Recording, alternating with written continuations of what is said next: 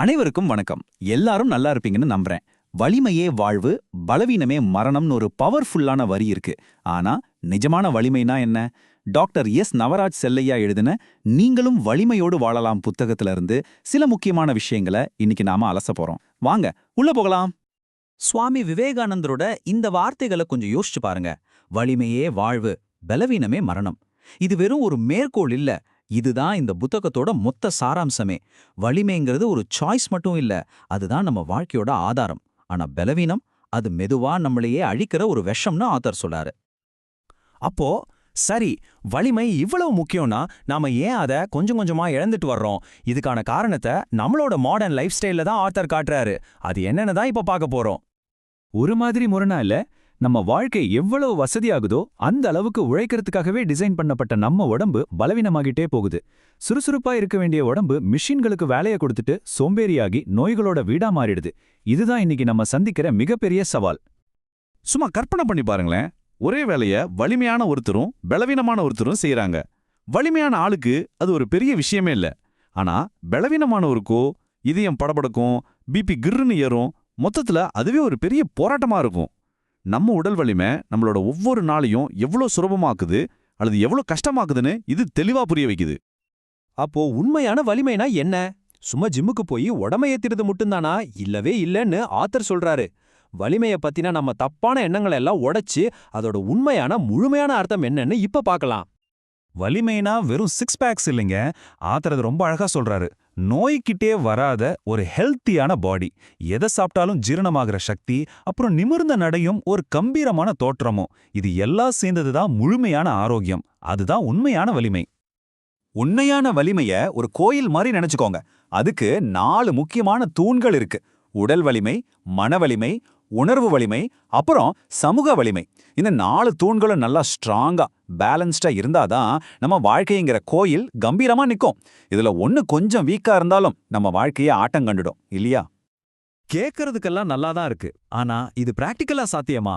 கண்டிப்பா சாத்தியம். வயசு, உடம்புல இருக்கிற குறைபாடுன்னு எல்லா தடைகளையும் தாண்டி வலிமையா வாழ்ந்த சில ரியல் லைஃப் ஹீரோக்களை பத்தி இப்ப பார்க்கலாம். இவங்களோட கதையை கேட்டா நமக்குள்ள ஒரு பெரிய ஸ்பார்க் வரும் பாருங்க. முதல்ல கிராண்ட்மா மோசஸ் யோசிச்சு பாருங்க. 100 வயசுல ஒரு உலக புகழ்பெற்ற ஓவியர் ஆனாங்க. வயசாயிடுச்சுன்னு நாம சொல்ற ஒவ்வொரு சாக்கு போக்கியும் அவங்களோட வாழ்க்கை உடைச்சி எரியுது. சாதிக்கிறதுக்கு வயசு ஒரு தடையே இல்லைன்னு இது சொல்லுது. அடுத்தது ஜார்ஜ் பர்னார்ட் ஷா. 92 வயசுல ஒரு சூப்பரான நாடகம் எழுதினாரு. இதுல இருந்து என்ன தெரியுது? நம்ம மூளைக்கும் நம்ம கிரியேட்டிவிட்டிக்கும் வயசே கிடையாது. மனசோட வலிமை எப்பவுமே யங்கா இருக்கும். நம்ம ஊர்ல இருந்தே ஒரு பவர்ஃபுல் எக்ஸாம்பிள் பார்க்கலாமா? தந்தை பெரியார் 94 வயசுலயும் எப்படி ஒரு எனர்ஜியோட ஒரு நாளைக்கு எத்தனை மேடைகள் ஏறி பேசினாரு.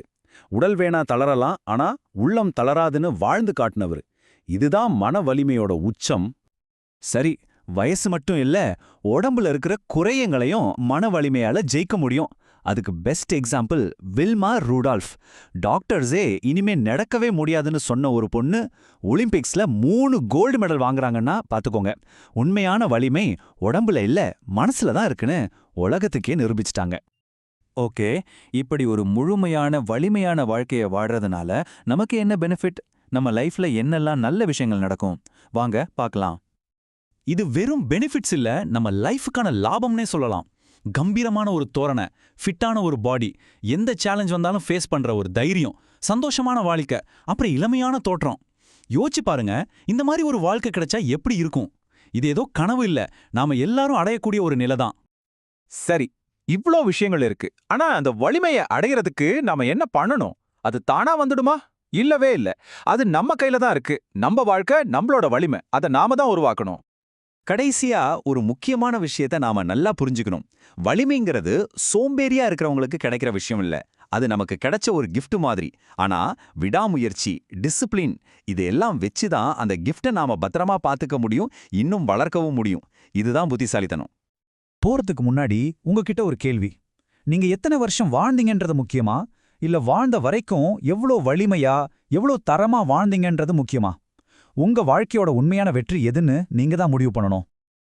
நாம இன்னைக்கு பேசின இந்த எல்லா அற்புதமான விஷயங்களுக்கும் ஆதாரம் டாக்டர் எஸ் நவராஜ் செல்லையா எழுதின நீங்களும் வலிமையோடு வாழலாம் புத்தகம்தான்.